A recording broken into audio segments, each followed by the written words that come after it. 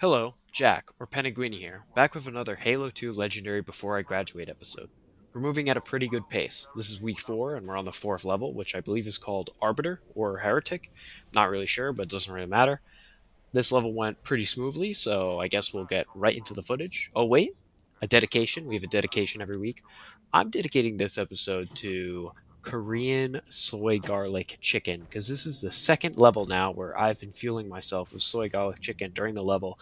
Last time I did it was during what was it, Outskirts, where I had 55 deaths. That really kept me going through all that, and it kept me going through this mission. So that's my dedication. If you can be as good as soy garlic chicken, you can get a dedication one day too.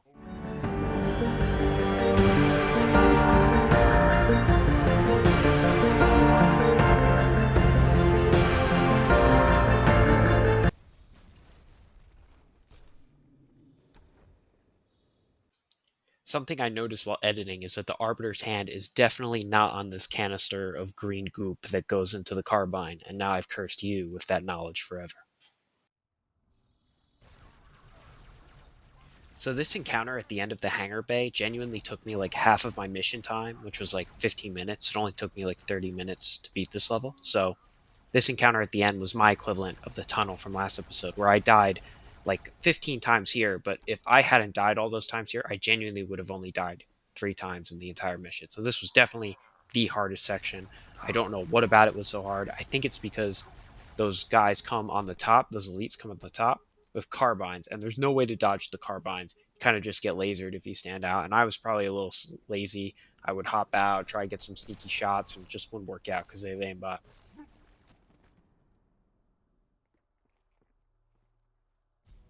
Overall, this was a pretty uneventful mission. I would say it's solid fun.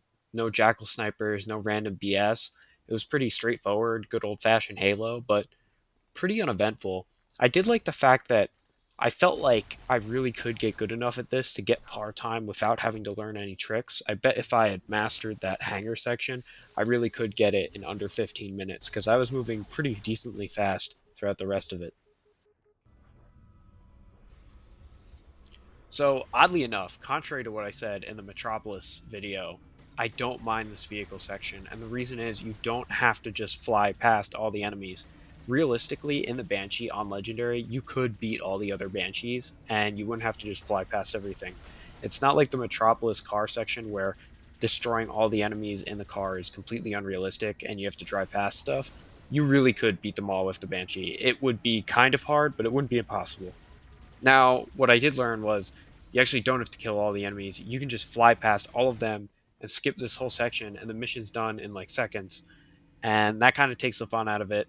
I played like a majority of this section and died at the very end when I got to the platform, so I just flew right past everything on my second attempt to get it over with, which is a kind of underwhelming way to end the mission. But this entire mission was underwhelming.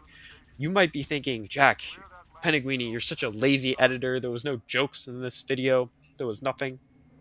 Give me something to work with here. I mean, I literally showed up at the base. I killed a couple like elite terrorists or something, and I can't even. It's not even like outskirts where I can say like, oh, it's funny. I died to the jackal sniper like a million times. Like, I genuinely died only from my own stupidity in like an unfunny way, like just peeking out of cover and I get lasered by carbines. That's not really funny. I'm not a comedian. I'll admit, I'm an amateur YouTuber. If I'm going to make this funny, I need something to work with, and there's just not a lot to work with in this mission. I mean, it's really not that long, and you just go through the same corridors and do the same stuff over and over. Contrary to how boring it is to probably watch me play this, it's actually a decently fun mission when you play it. It's just not very interesting. It doesn't really grab your eye.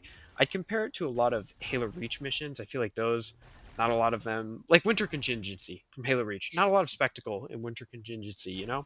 You can play it, you'll have fun. But is it interesting to watch people play Winter Contingency? From what I know, no, it's not.